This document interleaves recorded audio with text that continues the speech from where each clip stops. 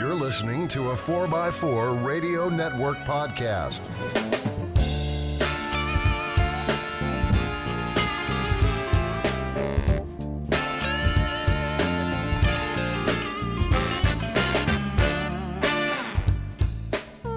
All right, so. Hey, Jeepers, welcome to another exciting and fun-filled adventure on the Trail Podcast with Kevin and Scott. That is right. I'm your overly caffeinated parts host, parts guy, I guess you could say, slapstick and otherwise. And I'm way over caffeinated, and I want to sit there and say hello to everyone. And remember, I am going to sit here and try and fumble through this the best way I can. With that, I'm going to turn it over to my main partner, the main engineer, the man with the plan and the torque wrench in his hand, Kevin.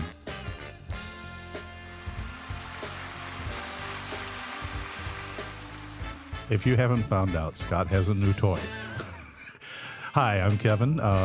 You should already know that by now with Scott's rather long-winded and energetic intro.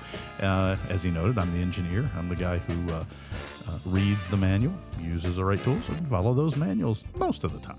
Occasionally, I do get a little creative. Anyway, we're here in our lovely little studio in Central Florida, where spring is sprunging. So when we start doing this, it's not COVID. It's the fact that the trees are having rampant enjoyment between the he and she trees. And we have all kinds of yellow pollen fronds snowing down gracefully on cars, on driveways, sidewalks, grass, you, me, and you try to breathe and you kind of go... Try washing a black Jeep Gladiator, bring it home from the car wash, park it under the oak tree, walk inside for 20 minutes, come back outside not 20 minutes later and stare at your black Gladiator. Yeah. Folks, I hope he gets over this in the first show. Okay. I just had to do it. Yeah, but no, like Kevin said, it's very disheartening and you're literally breathing in orange dust. Well, I wouldn't say disheartening because there's a lot of listeners up there that are still shoveling 2 feet of snow and looking at another Arctic clipper coming down. So, meanwhile, I do have, pretty much you've been a Florida boy most of your life. I've lived up there all my life. And I'm quite understanding and very... thankful that all I have to deal with is the pollen. The other fun thing here, folks, in Florida that's a little weird is the rest of the state sees fall as when the leaves fall. Right, yeah. It doesn't happen down here. It's spring when the oak trees go, okay, we're done with these leaves. Let's put some new ones out where the sun's coming out. Yeah. And you'd think that we were in, October with the mounds and mounds. I'm not exaggerating here, folks. I honestly think I have moved about 25 bushels of leaves to the dump area, and it's just like, oh boy. I just get the leaf blower and blow it in that guy's lawn. So, no, I'm kidding. I don't do that. But because you don't have a lawn at this point. Ow. Ow. Oh, I'm come trying. on. Your chunk of grass is what, a couple of 100 feet wide? And I don't even have to mow it. Yeah, you don't. So, anyway, as far as upcoming stuff that we should kick this off with, is we mentioned it in passing last show, but I'm going to mention it a little bit heavier, is we're finally getting to do something Jeep-related. Yay! After a year of sitting down here and frickin' something ending with a 19. Yeah, moving on. And not US 19 either. No. Jeep Beach is coming up here very, very soon, about 30 days out from this recording. Not even quite 30 days, is it? Math, carry the 2, add the twist tie from the bread wrapper. Okay. I have no idea. Okay. It's he's going to make April me 19th weekend. Okay, yeah, that's what I thought. Yes, yeah. Okay, so by the time you hear this, it'll only be 2 weeks away. Yes. I have my registration. Mine is in the mail. And it's interesting that I figured as late as I submitted it that I would be kind of one of the long... Yeah, like sticker number 1,984. Right. And I'm under the 1,500 mark, which is the first wave, they call it, and it kind of surprised me. Yeah. And Scott is registered. He just hasn't received his package yet. No, it's in the mail. It's in the mail. Yeah. And so we will both be down there in Daytona Beach, Florida. Yep, that's and right. I can tell you what, if you're going to be in the area, looks like it's going to be a heck of a lot of fun. Looking at the vendors that are coming out. Now, for those that haven't been there before or heard of some of our podcasts in the prior years, there is some wheeling, both on the obstacle course in the Daytona Speedway center field, And then some groups in the local area will take you out to some of the local parks for a fee. Right. But it's really more about the social event, wheeling on the beach, folks, not in the water, unless you want to see your Jeep rust in front of your very eyes. Yes. But good segue here. And just kind of go out and, do the social scene. Lots and lots and lots of neat vendors come to this event set up in the Midway. You can walk through and talk to lots of great people who are selling you all kinds of Jeep-related stuff. Jeep usually comes and sets up a whole area.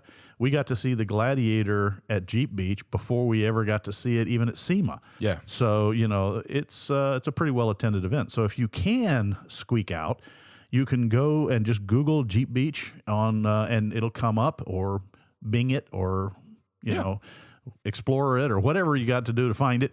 And the registrations, not bad. No, it wasn't that bad. It's and there's still hotel rooms open because of the travel issues that people are having. So, obviously, if you live here, it's great.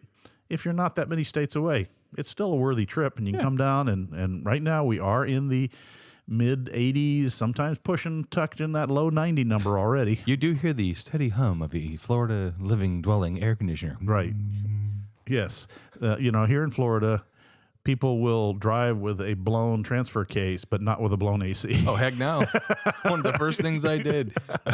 I just said it recently, like 2 shows ago. It's like you start getting that big husky guy sweat. You're like, you know what? That's not going to happen. So anyway, hope to see you there. We'll be walking around with our T-shirts on, and if you see us and want to chat, fine. We'll probably be carrying the scepter of podcasting too. Oh, okay. Well, yeah, that's up to you. I think we should. Okay. Well, I intend to go have some fun and actually try and break my Jeep or something like that. Go out and wheel a little bit. All it's done is the closest thing I've had to wheeling during the whole pandemic is, some of the little local trails. And I mean, I'll be honest with you folks, anybody in Colorado would look at these and go, I drive through more when I'm going to the parking lot of the Walmart. I understand that. And I completely agree with you. But you got to go where you got to go. You got in the area. The whole state, the highest point in Florida is only 300 feet above sea level. Yeah, and that's the top of the Mickey Mouse Castle. Maybe. Bring your money. No, but one of the things, too, is like me, best I've done is hard parked on the curb at work. So, as far as it goes, now we could have hurricane season coming up here before too much longer. Hey, that would get rid of the leaves. Yes, it would. And then I usually get the belly of the Jeep washed as I try and cross things and get over there. Referencing my earlier comment, if you are coming, please, if you respect your Jeep at all, I know the ads show you cruising on the edge of the surf and the spray throwing up and making a rainbow in the sun. You'll get in trouble if you do that down here. You will. Not only will they'll kindly remove you from the beach, but second of all, I don't know, you might not make it home before the rust spots start bubbling in your paint. Well, not just that, but people like even the locals get very protective of their that's how they are allowed to have fun too. Right. So, it's best to leave that up for the TV commercials. Yeah, leave it for them, or go somewhere where it's fresh water and isolated, and then you can play. We have spots around here in Florida that have mud pits. After the third person goes through, what was clear water is now mud. No, I hate to see it, particularly given, as we talked about in the last show, what happens when you mix Jeeps and salt water. I think that's a great segue. Because Kevin and I basically, it's interesting because, the laws of podcasting always say, to get out there and be controversial and get out there and stir up the crowd. And when you get an email and from a listener, and the very first words you see are, angered me to listen to the last show. When you get that at 7:00 in the morning, I don't need coffee. It was like, huh? Uh-oh. So we're in trouble. We're going to start off, though. I got to say, Bart, yes. Thank you so much for the email. Yes. After we read past the first phrase, and you did open well. You want to write some scripts? Exactly. Yeah. He said, I've seen a few people get scammed the same way. So he went on to discuss how he has himself seen those situations, bought a 03 as a donor or as a parts Jeep, only to look real close at it and realize that with a frame and a little bit of love and attention, he could have a really nice Jeep to sell or to use or whatever. And he sent along pictures showing the new frame, the media blasting, and then some of the shots of the progress work. And Bart, I've got to say, they look really familiar. I've seen them somewhere before in the last couple of weeks. Well, what's really cool is like the Patreons can see on your screen right now. But again, the coolest thing he has is the refrigerator with the Jeep stickers and the parts stickers on it. Way to go, Bart. That man after my own heart. Yeah, exactly. Along with the Bud Light calendar, huh? Exactly. But he shows the donor frame coming in, and I think it's a picture of the Jeep afterwards, and it looks gorgeous afterwards. It's amazing when the wheels are all lined up in their wheel wells, isn't it, Bart?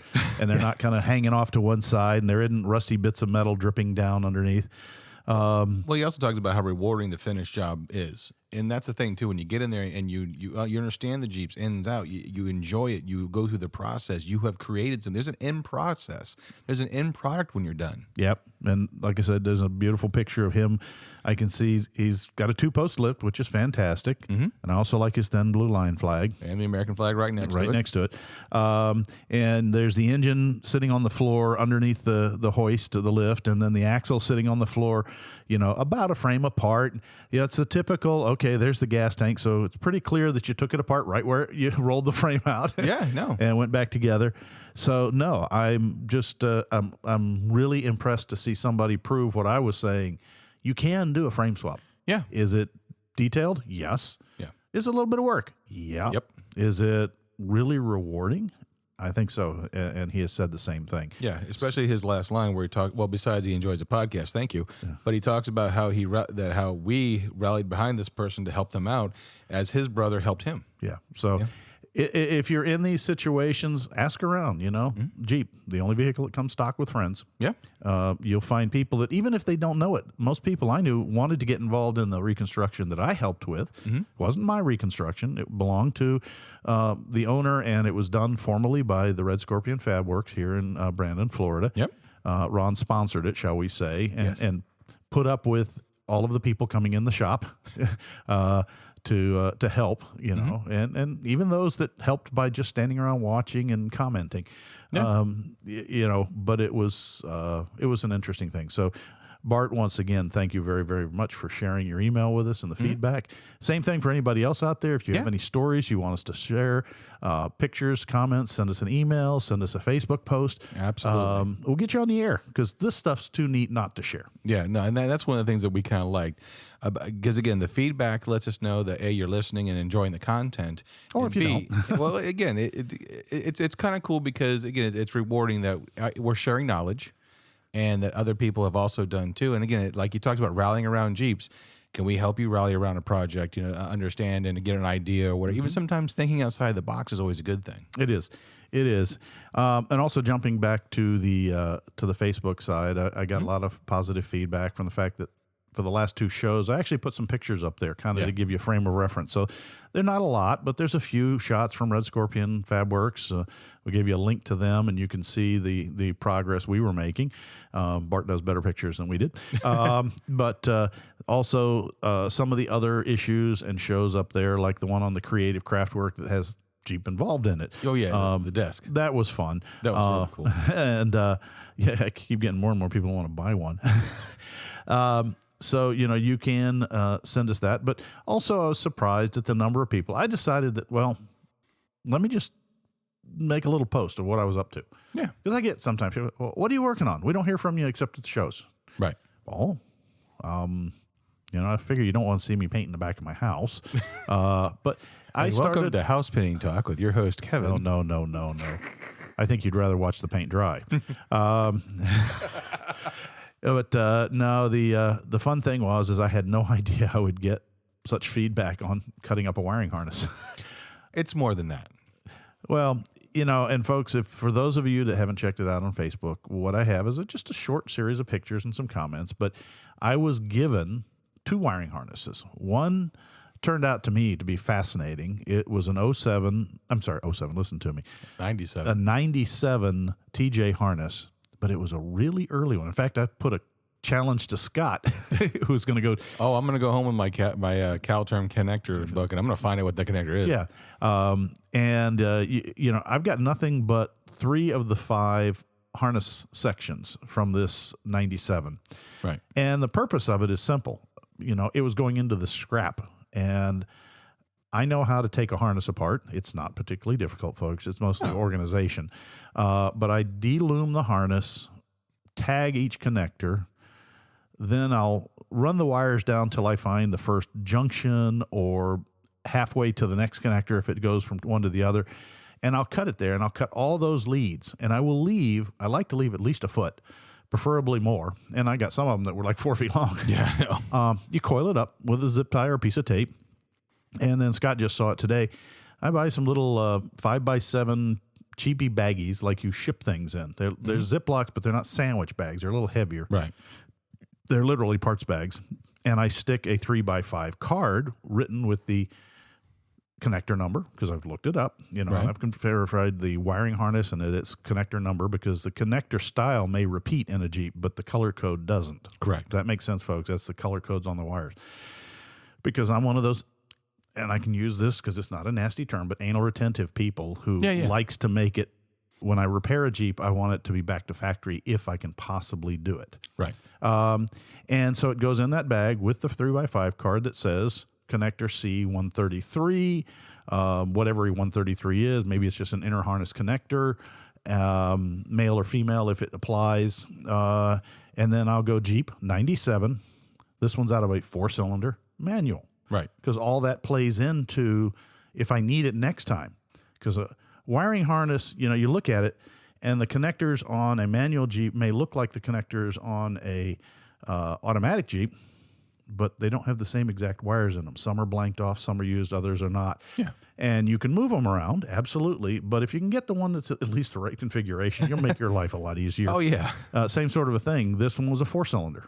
Right. So it only has 4 leads out of the PCM to the fuel injectors, not 6. Right. Now, the funny thing I've learned, and I also learn a lot of neat stuff when I dig through these things. It's geeky, I admit. Yeah. But you dig in there, and I find that the injectors 1, 2, 3, 4 in a 4-cylinder are the same color codes as 1, 2, 3, 4 on a 6. 5 and 6 on the 6 are a unique set that aren't even in the harness from a 4-cylinder. Oh. So doesn't make any difference to anybody but me. Right. The other thing I did find out, and this will be useful for future reference, is what the condition of the wires is like in that little plastic tube that mounts above the fuel injectors. Yeah, when you showed me that a little bit ago, I'm like, wow, I need to check mine. And we talked about this 1,000 times where people go, that heat metal sheeting, the shielding. The shielding. On top of this. You don't need that. And they tear it off. And I even had one person look at me, he kind of grabbed and he started moving. I'm like, don't touch it. Yeah. Leave it there, please. Well, even inside the little plastic wire chase, it had gotten so warm in there, hot, we'll call it hot, not warm, that the wire insulation jackets had all basically fused together. And I just had this one polychromatic beam. Yeah. Most of it's not salvageable, Right. but you can still get the at least shorter leads off for replacement injector heads. Biggest one that I've seen is the connector to the coil pack on the later 6-cylinders. That's a single connector that goes in down at the base of that. And I haven't seen too many of them that didn't have the safeties and the locks broke off. And then for some funny reason, after too many bumps, your Jeep stalls and dies and won't restart. Well, that's one of the things you talked about when we even started bringing up this project is one of the most common connectors. Yeah. That it's used all over the place. You know? And so in that case, even if you don't have the right wire colors, you can depin the factory one and put a new head shell on the other one. Right. And I will tell you folks that I did get a rebuild kit for that connector. Right. Okay. It came with all green wires. Yeah. But I did depin it and repin it. It went along when I did the head replacement on the Jeep. But that kit was like $28. This harness has cost me less than $120 to take apart, and that was buying 200 of the bags and 1 pack of 3x5 cards and a Sharpie marker. Yeah. And that's going to do the second one. Somebody has given me an 01 6-cylinder harness as well. It's the same 3 front harness. It's the main power harness would include the fuse box, the engine harness, powertrain, the whole thing from engine radiator all the way down to the gas tank, and then the front loom, which picks up your ancillary cruise controls if you have them, EGR, brake warning lights, headlights, turn signals, just and that everything. Stuff. Yeah. The last 2 that I haven't gotten so far, but they're talking about, I've got another guy that's, well, you want this one, and that is the inner body harness that does the dash, and then the rarest one, and I know where one is, and I should be able to get to it if I can get to it before the Jeep goes into the crusher, is the back harness. Right. It's the lightest, simplest harness, but nobody ever recovers that, and it has some of the most unique connectors out there. So I'm going to see if I can score me one of those. And then Scott's seen it. A whole 3 out of the 5 harnesses broke down and went into a box, bagged and tagged. It's about a foot by 18 inches. Yeah, it's literally a Jeep in a box, but with extra spools of wire that you kept. Yeah, when you get done and you've trimmed everything off and you look on the floor, you go, well, I can use a foot of, red with a white stripe, red with a green stripe, this is blue. And I tend to group them like I'll coil them up and tape them into little loops and then put them in a bag. These are all the red wires based on the back color of the wire, not the stripe. And I can pick the stripe out of all the reds and then all the blues and all the purples and that. And nothing goes to waste. Not if I can help it. Yeah. Because it's really hard to find this stuff. And that's one of the interesting things, because we talked about, again, the idea of what you're doing, because not only are you going to have the same gauge wire that the repair will take, the same color code, which will make repairing a little easier because you're not chasing wires, because you'll know what wire to look for. For future repairs, your color code will be consistent. Yes. So it actually makes what you're doing, yes, it takes a little bit of effort, but it's actually very smart, especially when it comes to parts availability lately. Yep. So that's one of the things like I wanted to touch on for a little bit, because I'm watching Kevin do this and I'm like, man, this is smart, because we talked about in one of our first shows, we talked about the JK build numbers, know, and they're like quite a bit more than the TJ was. And speaking of which, if you do need, if I have had one question, hey, I can't find the older shows. I don't know why some podcast providers don't have them on there, but if you go to onthetrailpodcast.com, there's a link to the archive, and you can get them. You can just go to podcast and scroll. It takes you straight to Libsyn, our actual hosting service that everybody else draws from. And everything from our embarrassing first show where we are stuttering kind of. Yes. So if you can't find, if you get stuck, email me. I'll send you the link. But when we talked about the numbers of everything, and parts are eventually going to be hard to find, because without going too far down a rabbit hole, the thing that I've noticed in the parts world is that times are changing. Parts are changing. You have a situation right now where if you've been on any kind of news, you've seen the fact that semiconductors and microchips, a lot of parts are made with those. And right now, I have a lot of parts that are on an intergalactic back order with no ETA date. Yeah. And a lot of it's infotainment stuff, and some of it's kind of make the car go vroom, vroom. Mm-hmm. And there is no ETA on these parts. There's not, because, folks, it's one of those sad things that we get upset, and unfortunately the person that we get upset with, which is the counter person, is always the parts guy, and he is absolutely the end of that chain, because we're talking about the pandemic, which is largely responsible for disruptions, has affected everything from the ore that brings up silicon for the silicon, to the manufacturers that make the silicon discs, to the microchip makers who actually fabricate, to then feed to the fabricators who make the parts, right? Who may be having shortages on the microchips. They may also be having shortages on plastics and labor, metals for the parts. Yeah. Oh, and then the labor to make it. And then, let's see, the truckers getting it from point A to point B, particularly if those materials are crossing country boundaries. Yeah. That has been huge in numbers of shipments that have been stalled while they're at the border waiting for, Yeah. And to be honest, most places don't know. I actually had to call in a guest Nissan vehicle. Mm-hmm. And, I was told we don't know when the part's going to show up. We're really sorry. There's nothing we can do. And I'm like, okay, cool. I hang up the phone, go back, and my person who checks in the parts goes, hey, is this the exhaust you're looking for? Yeah.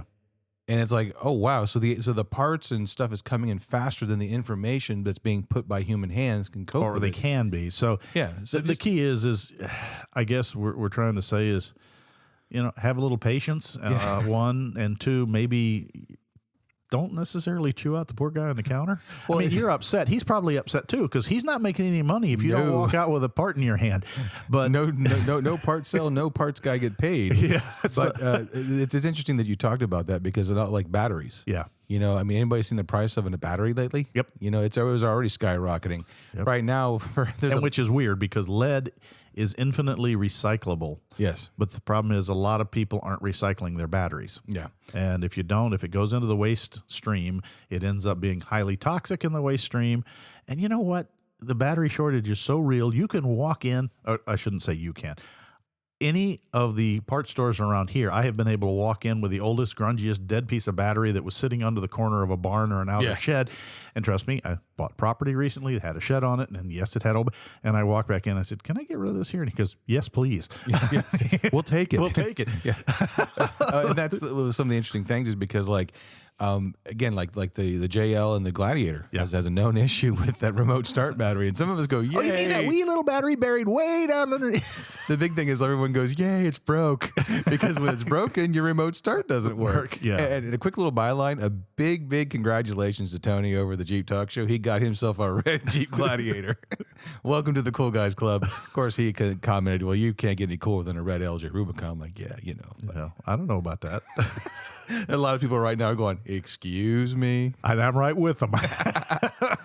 But again, like Kevin said, just have a little patience because things are in turmoil. Because everything I've heard, everyone, to be honest with you, I've actually seen some of the forums kind of freak out, saying, well, it's the end of the era because everything's going to EV and all this and all that. And I'm like, do you have any idea the infrastructure still needs a little more gas and vehicles? It's not going away tomorrow. Not going away. And relax. And I'll be honest, I sit there the same thing. You realize that the first generation TJ, the 97s and 98s, aren't that far away from antique vehicle status. Yeah, 25 years in Florida. Yep. And that's scary. I wouldn't want one of those tags because they limit where you can go and how often you can drive it. Wrong answer. I'm 50 miles a day in my LJ. Exactly. So every 2 days at a gas station. That's the kind of funny thing. Those of you with the Yuppie Jeep, the YJ, that's classified as a classic vehicle now. I wish I still had mine, actually. Yeah, well, may it rust in peace. No. I thought it rusted away. I have no idea. Okay. It was actually in good shape. No, so, and then, of course, CJs, everybody is looking at CJs now as classic. So, yeah. And Willys, they're just... They're mythical, man. They are. They're mythical. They are. And every time I see one on the trail, because that to me is the ideal thing, is you can put them in a museum. That's fine. I get it. You want the examples. But much rather see it in its natural habitat doing what it was designed to do. Heck yeah. Crawling over things. And bringing a smile to the person behind the wheel's face. Yep. Usually a look of terror in the passengers, but minor details. Minor details. So... Anyhow, what else you got there, Scott? Well, I did kind of want to, shift gears a little bit.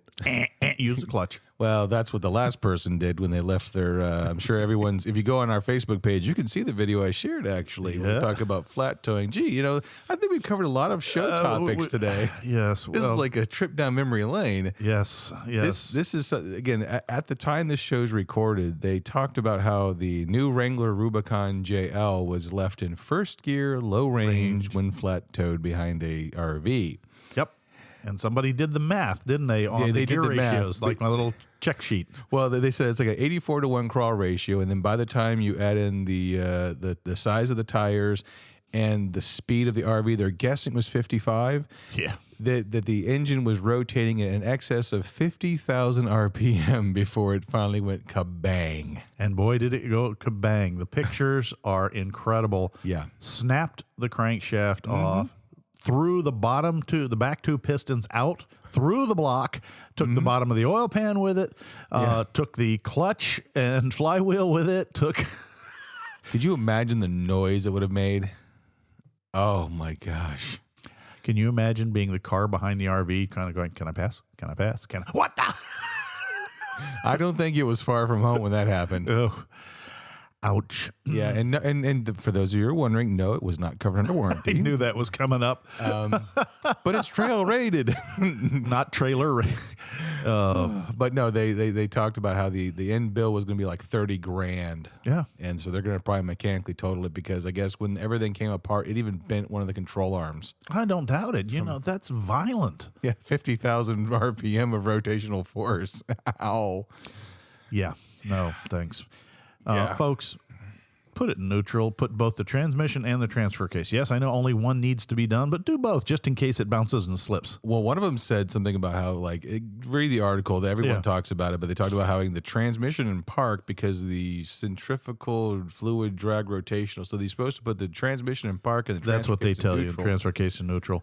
And I get that. I'm one of the old school. For 8 little 8mm bolts and nuts. And Take the drive shafts out. I'll just take the drive shafts up and chain them up to the bottom, and put the bolts and caps in a Ziploc bag and you can buy really wide rubber bands.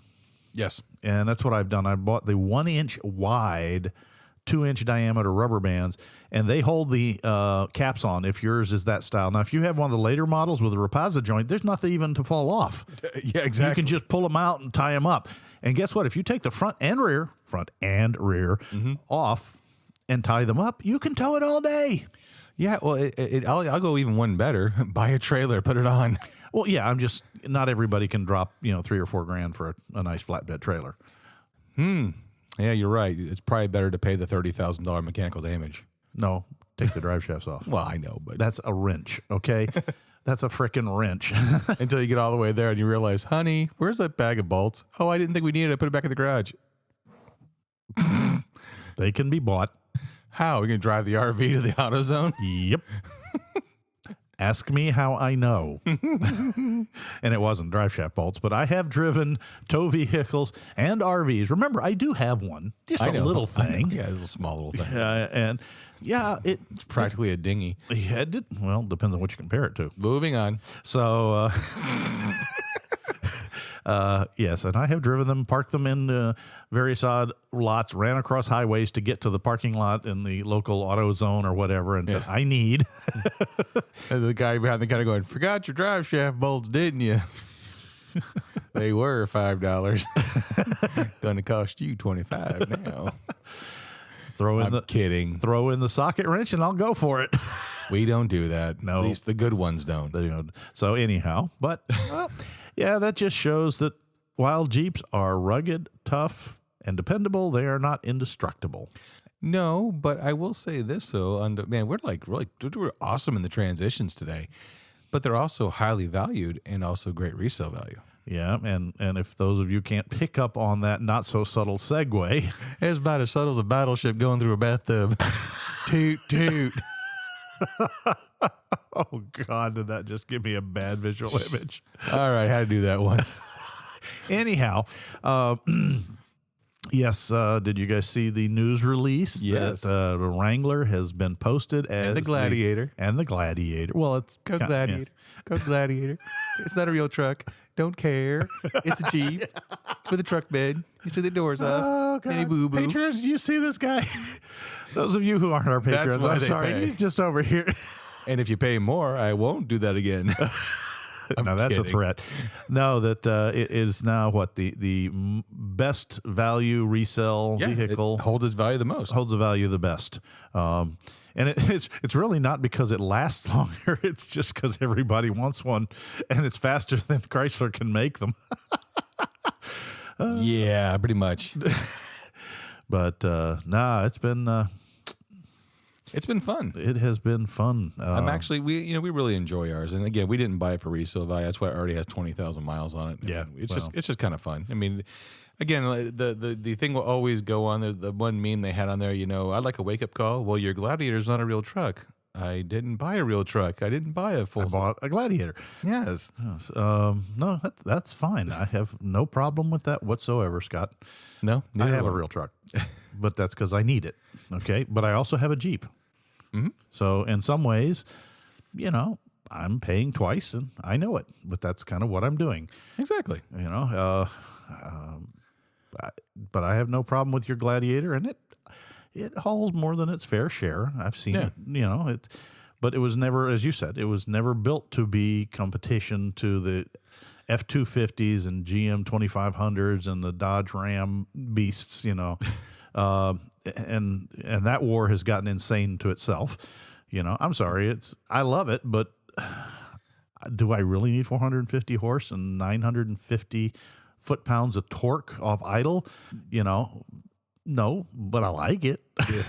This is going to probably garner a little hate mail, but I'm willing to pull that trigger.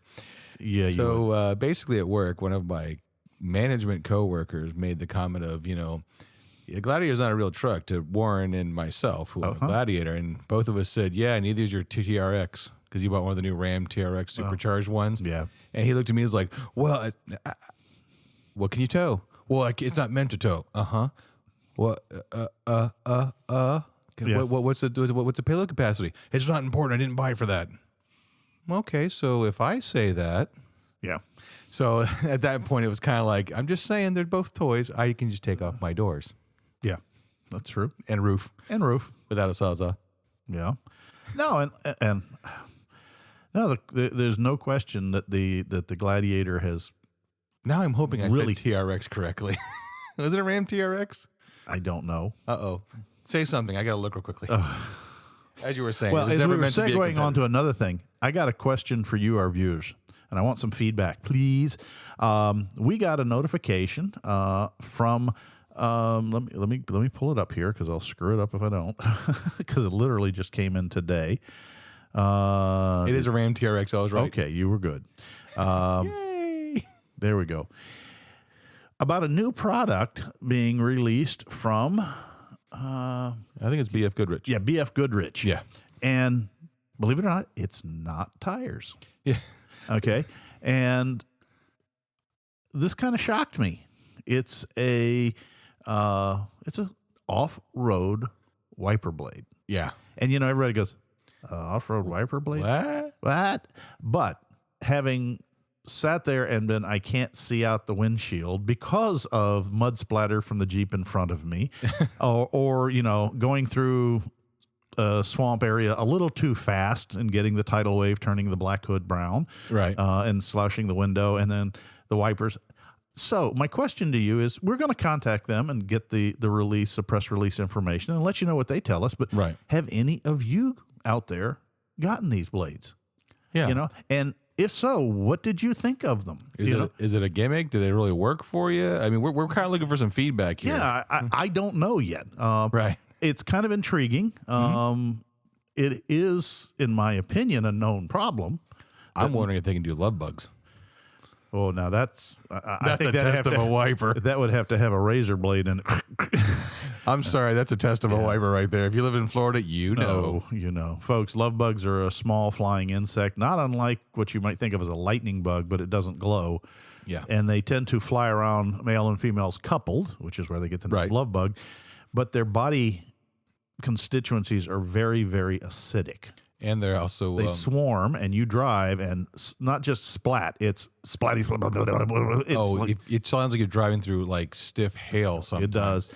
And if you don't get it cleaned off or have a ceramic coating or something like that, it will literally eat pits in the paint. We've talked about this on other shows. So, and what's weird is that not only is it acidic, but it's almost like glue. Yeah, it is hard to get off. It does. So I'm going to be really interested in these wiper blades and see how they work. Many thanks to let's see, Marty. Is that what it says? No, Brenda. Oh, Brenda, yeah. Brenda. And Brenda will get back to you if you listen to this before we get back to you. Exactly. I'd love to hear the tech data on it, and I'd like to see where you guys have tested it. And then, most importantly, you, the listeners, I'd like to know if any of you have gotten these and what do you think of them.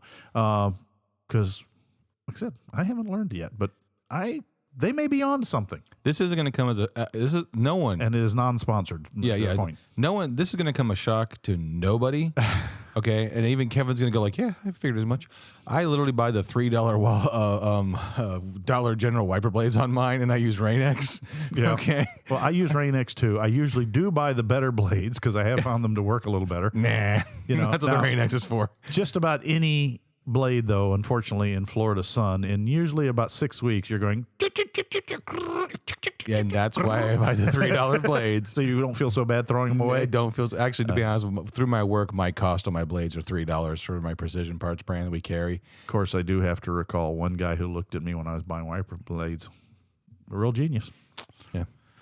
Maybe you should put some oil on those wiper blades. I got nothing. I had. Okay.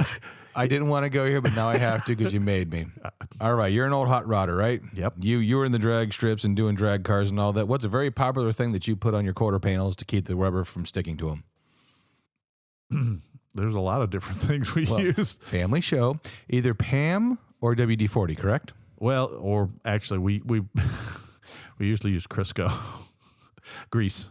But yeah, the cooking greases work very, very well. That's what PAM is. PAM's an oil. Yeah, it was spray. Yeah, WD-40. We didn't do it with sprays. That was... Okay, rewind a few years when I'm younger in my parts career. Yep. Very younger. So we're talking 24 years ago. And a customer came in with a blind panic. I don't know what to do. And I said, what's that? And he goes, well, a friend told me that I needed to spray PAM on my windshield during love bug season. And now it's white, and he can't see through it. Car was on the side of I-4. Yeah. He had a friend come get him. He's like, I don't know what to do. I said, you can try, get some window cleaner and some rubbing alcohol or something, man. I can't help you, buddy. Honestly, if somebody ever runs into that, that's a cooking oil. What takes off cooking oil? Dawn dishwashing detergent. I know now. Yeah. But then in my young parts career, I'm like, I got nothing for you, bud. So not all shocker here. Not all information on the internet's true. Yeah. Yes, that's true. That's true. So, what else you got? I actually got nothing, bud. I actually, other than saying to our new Patreon, Mike, thank you. Mm-hmm. They got a chance to see some shows really early. Yeah. And to see me do a Rocky the Bullwinkle dance or something like that. Yep. Yeah. So real quick, into a short abbreviated garage segment, and it's really going to be more about upcoming projects. Mm-hmm. I don't know how many of you with a TJ. If you notice, since I own a TJ, a lot of my projects tend to be TJ centric. Yeah. But that's generally me keeping an older TJ that has seen fair trails. Beekeeping for a second. Sorry. No, TJ. Is how many of you guys out there have a little bit of loose steering in your TJ? Ooh, yeah. Ooh, I do. Yeah, no, you don't have a little bit. Yours is kind of wandering all over the road like a drunk on Saturday night. Mine's so sloppy, it's manwich. Yeah. So anyhow, not a sponsor. For your northerners, that's a sloppy Joe mix. Yeah. My... You still got it. I can still derail a train of thought. You can. Steering problems. My steering, the TJ has a 3-part steering shaft. Right. And therefore you need a center bearing in that middle shaft to keep it from flopping around. Mm-hmm. And Jeep put a nice little plastic ball thingy with needle bearings inside the middle of it. Hey, that'll wear good. Well, most Jeeps it does, but some of them, including slightly alters, either the plastic was abused when it was snapped together, suffered from some other impacts, water got into it. I don't know before I owned it. The bearings basically fall apart. Yeah. And the little plastic housing, in my case, pops in 2 pieces, and it has some kind of spits the guts out. It does. And so it has some split clamps on the shaft right now that are holding the pieces together so that I can actually drive it. The good news is that kind of works. The bad news is doesn't really help the steering stability. I'm on this lane. Yeah. I'm on this lane. Yeah. I'm on this lane. I'm on this lane. Yes. So anyhow, future project is I managed to score in the work that I was doing, the volunteer work. Yeah. There was an old steering shaft. Scott knows it well because it donated the center rod, which will probably go and help his steering issues. Yay! But the bearing, it looked really horrible. I mean, crusty, rust was everywhere, flaking. But I took it apart and realized that the core, the center plastic ball with the needle bearing pack inside, was in immaculate shape. Yeah. Which is bizarre considering how bad everything else looked. One was covered in grease, one wasn't. Yeah. So I'm going to be tearing apart the steering and putting that in, and I'll be posting it on the Facebook page, a couple of shots as I go along. Another project is the larger high-temperature wire loom came in. Those who've listened to the show know that Scott helped me one day. We tore the entire engine harness out, tore it apart, reloomed it, repaired it, put it back in. It's worked flawlessly since. However, the power distribution loom, which is the one that comes out of the PDU or underhood fuse box and goes across the back of the firewall and then plugs into all kinds of little connectors along the way, the harness, the split loom is dry, cracked, and heat. Yeah. Just falling apart. And I have a bunch of new wire cables that I've run in separate looms. So right now the back of my firewall is kind of looks like a New York City, telephone pole. So I'm going to do some consolidation work on that and put a new, You started going there and I started thinking Teenage Mutant Ninja Turtles. I couldn't help it. I'm sorry. It's late at night. That's his also too generation. PDU. No, G.I. Joe, man. PDU is a power distribution unit. Distribution unit. Yeah. Sorry. Yeah. It's the fuse box under the hood. Yes. But that's also in their speak. If you look in the service manual, it's called a PDU. Exactly. Okay. So those are the only major upcoming issues. And Scott may have some of his own. He's over here waving and raising his hand. Let's be honest, I have a lot of issues. But you just got a brand new set of boxes, didn't you? Yes, I got a brand new set of boxes that are apparently aren't the ability to speak, but are is the new metal cloak. I honestly thought it'd be another 2 weeks because we talked about taking time with manufacturers and all that. I expected 4 weeks, and then Mr. Ron called me up and says, "Hey Scott, guess what I got?" I'm like, "I don't know, a sense of humor." No, I got your lifts here. I'm like, really? I guess that wasn't the answer he was looking for because he was like, yeah, it's all here, dude. I'm like, oh, yeah, sweet. And he's like, my shop's full of boxes. I need them out of here. Yeah, so I'm going to schedule. I'm going to come get them. Yeah, but that and we're going to need. When I say I'm going to need to swap out the axle shaft too, that's still leaking. Yeah. I did order the brake shoes from work and know that wasn't the cheapest ones. The parking brake, I actually got a decent brand. Okay. Some Wagner's, and then basically the lift's going to be installed and hopefully the steering box. Yeah, well, and what he's talking about in the steering box is that I have a new, probably only has about 200 miles on it. Is it AGM? Yeah, an AGM box that's a conversion box for the 04, 05, or 06 TJs with the Mercedes steering box, because the Mercedes steering box is a good box, but it does get really loose when it gets worn. Yeah. So the thing is, when you do that, you need to get an early series mid shaft, which we now have, and then the early series high pressure line isn't absolutely necessary, but it makes the installation a whole lot nicer. I'm going to grab that too. And that'll get him the whole new steering system. He already has the Curry Correct link on the Jeep. Yep. So new suspension, new steering box, new steering shaft. New parking brake, hopefully. Yeah, you're not going to know how to drive it. I'm going to have to figure out the rear main seal thing still. Yeah, well. Yeah, it's all right, though. It's a Jeep. It's actually gotten a lot better. Uh-oh, you better go check how low the oil is. No, it's full of oil. Okay. I will sit there and joke all aside. It may seated in a little bit. Seated in a little bit, and it's not like pouring out, which is good, but it never really was anyways. But anyways, so I'm actually kind of excited because it's going to have to wait till I get my school break in the end of May. Okay. Sometime Mayish. So it may be then. I'm sorry, folks. That was a terrible joke. But that's where I might have. I want to do it because I'm going to take a week off and multitude of sins like I did with the clutch and everything else. It's just going to have to get up underneath there and providing if Kevin's helpful and his schedule. Yeah. I just want to get there and do it. Maybe I'll just knock out the axle shaft one weekend coming up and get that at least done. Yeah. You can get some of the things, the brakes, the axle shaft, those can be done out of the way because the lift can be done in a day. Yeah. It's a very long day. I've done mine and it's doable. It's definitely doable. But it takes a lot of effort and time and What do you think about the steering box? How long do you think that would take? That actually takes less than most people think. It's probably an hour and a half job. I do have one quick question, and this just kind of popped up. We're going to freeform the show a little bit, but yeah, exactly. When I talked about the lift, I got steel lower, but upper double adjustable control arms, aluminum. Mm-hmm. You kind of did the, what's your opinion on them? I don't mean to blindside you. It's just, me thinking it's adjustable. We don't have to undo a bolt, drop it. Don't. And that is the good side about it. Okay. But how often do you adjust the arms? With how all my stuff's bent? One time. Right. All right. When you have the single acting, okay, with the lock nut, you can actually have a lock nut come loose and it won't change the adjustment. Okay. The double acting will. It's like adjustment sleeve. Yeah, it's an adjustment sleeve. So once it's unlocked and starts to turn, I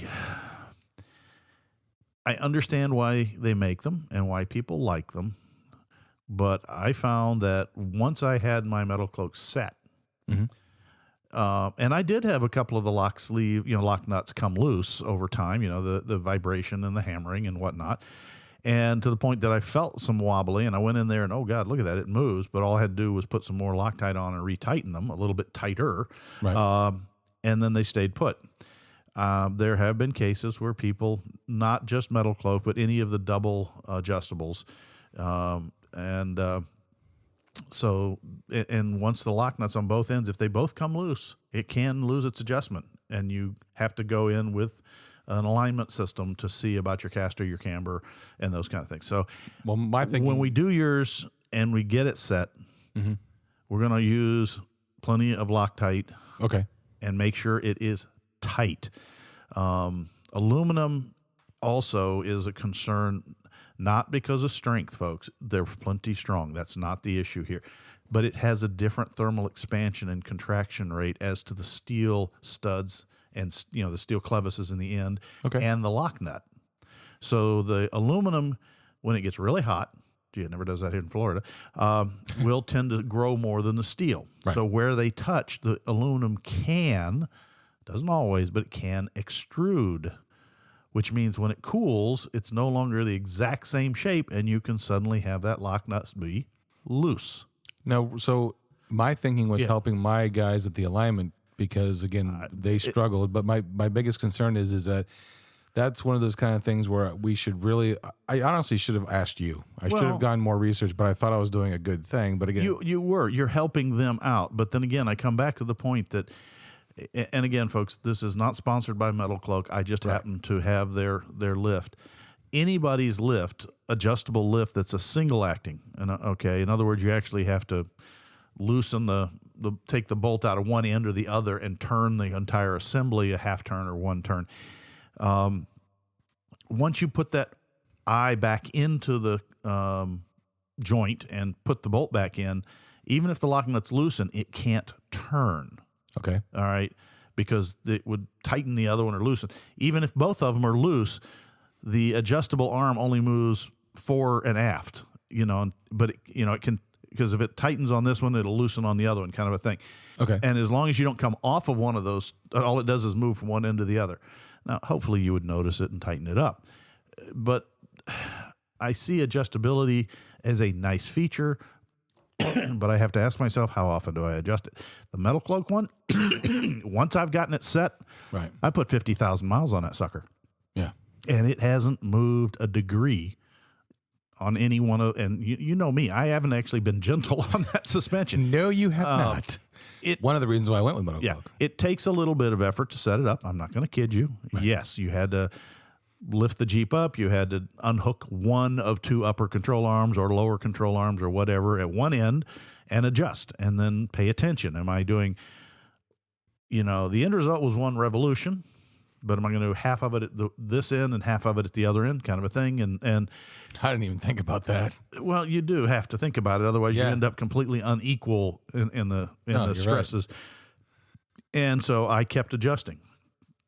And once I got it there, though, and locked it down, it hasn't moved. It has not moved in, like I said, probably 40 or 50,000 miles of trail use, of road use. I've worn out a full set of tires and halfway through another set. Yeah. So, yeah, adjustability is great, but I didn't need it.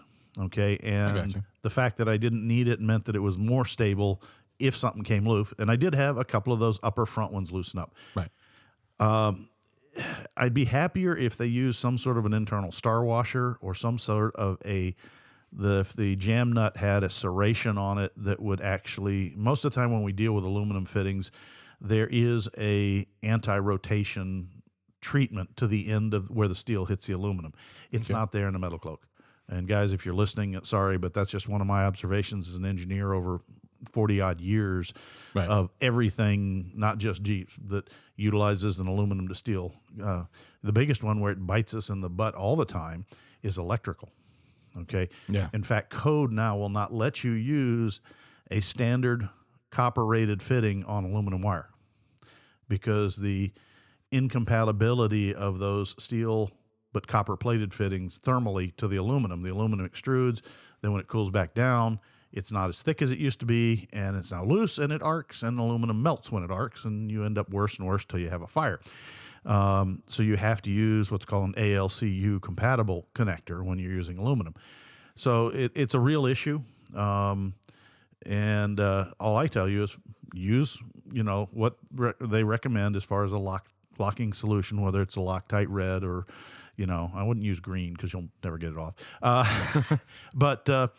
So, and we're just going to make sure if they say that those lock nuts are to be tightened to 230,000 ugga-duggas, I might hand you a wrench and I'm going to put a meter on you and you're going to give it 230,000 ugga-duggas. Hey. Because I'm not breaking in a new co-host. No.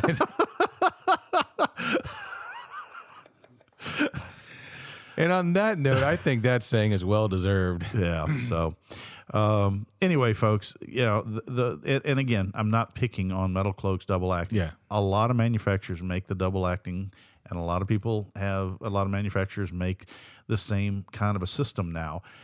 And yes, it's absolutely spot on the easiest way to adjust. You loosen the lock nuts. You don't have to take a single clevis bolt out. You just turn it this way, turn it that way. It also gives you greater finesse in that adjustment because you can move it an eighth of a turn. But when you have to take the end bolt out of the Duraflex joint, pull it up, you can only turn it a half a turn, and those bolts are 16 threads per inch. So a half a turn is 1/32 of an inch. You can't go smaller. You cannot make an adjustment smaller than 1/32. Right. But because you're in a double acting, the advantage there is you can make as nice little tiny bump it, and Yeah, but the first pothole, that's gone. Hey, I'm trying to give you both sides of the story here, Bucko. It's cool. It's one of those kind of things where honestly, when I saw it and it was an option, I'm like, well, it'd probably be a good idea because I thought to myself, I want steel lowers because of rocks coming down on something. That to me, to blend the two, that's probably is not a bad idea. That's really a good idea because you do set your pinion angle / caster using the upper arms. And that's where you're going to be fussing and fighting with it constantly. Ooh, and lots of cussing too. Yeah. As a wrench goes ting, ting, ting, ting, ting, ting across the floor as I get angry. Yeah, well. Almost as angry as you were last show. Yeah, well, people didn't see or hear a lot of what went on there. And if they'd been in Ron's shop while we were working on that thing, when we discovered that, and it was just like, after a while you get numb. You go, I can't believe he did this. And that. And that. Oh, my God, he did this. What? So the casual passerby would have thought R2-D2 was beep, beep, beep, beep, beep, beep, beep. Yeah, well, that shop didn't have any beeping going on. It was just as my mother used to say in the old days, the blue smoke was rolling out of the garage. And on that note, I'm not going to rehash the old show, but again, don't do something that's going to put people's lives in danger, yours or anybody else's. Yeah, that's period. a smart way to do it. Let's just leave it at that. Mm-hmm. It's not worth the money. No. So, anyhow, now we've officially gone. Oh, yeah, we have. Yeah. So, anyhow, I guess that's the formal part of saying, I think we've covered this subject enough. Mm-hmm. Even though it's late, I probably am going to go lock up, put it in 4-low, and go at least drive in the backyard. I'm going to drive 50 miles home. You're not that far away. It's about 40-something miles. Really? Yeah. You were closer than you were before. I got gas this morning. Yeah. And I'm at a half tank now. Oh, Yep. boy. We just need to get with Mr. Musk and see if we can do an electric power pack swap for the Jeep that will do 300 or 400 miles between charges. They actually have bolt-on electric motor live axle assemblies now for pickup trucks. Oh, I'm sure. Yeah. I'm sure. Yeehaw.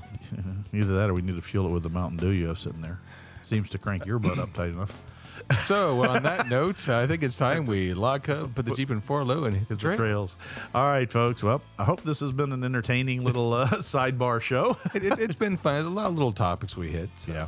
So, again, feel free if you want to look us up on Patreon. You want to send us an email at onthetrailpodcast@gmail.com. or send us to Facebook or, any other way. A smoke signal or two would probably not hurt. Carrier pigeon. Yeah. Well, I don't know. I have 3 cats. I don't think they'd carry a pigeon and get here. I can't. So, on that, we'll always remind you to take nothing but pictures, memories, and your trash when you leave the trail. That's right. You've done good. Yay! I get to hit it one last time. Yay! And if any of you have any questions about Scott's new purchase of this soundboard / audio board / mixer board / equipment came from the Patreons and the corporate. And I'm ones. sitting here Thank looking you at the very little much. lights that used to all be red going up saying how loud we're talking there. Everybody's got a different color. Yeah, we got So I'm yellow. I'm red. You're not. That's pink. No, okay, there's pink because the on air is red. I might change because that looks more orange to me. Orange is my favorite color. The best part is you have an on air button, like a mute button. You can do this all day. Yeah. Kevin's like, really? Let me see that button. And all of a sudden, that's the last time everyone heard from Scott. Hey. Okay, I'm sorry. Except that he's across the table and the Patreons can see you're pushing your own buttons. And on that, folks, Bye, we hope folks. you have a great time. Bye-bye. Proceeding has been provided for entertainment only. Proper service and repair procedures are vital to the safe, reliable operation of all motor vehicles, as well as personal safety of those performing those repairs. Standard safety procedures and precaution, including the use of safety goggles and proper tools and equipment, should be followed at all times to eliminate the possibility of personal injury or improper service which could damage the vehicle or compromise its safety. What he said. Thanks a lot for listening, guys. You guys have a great day. Bye.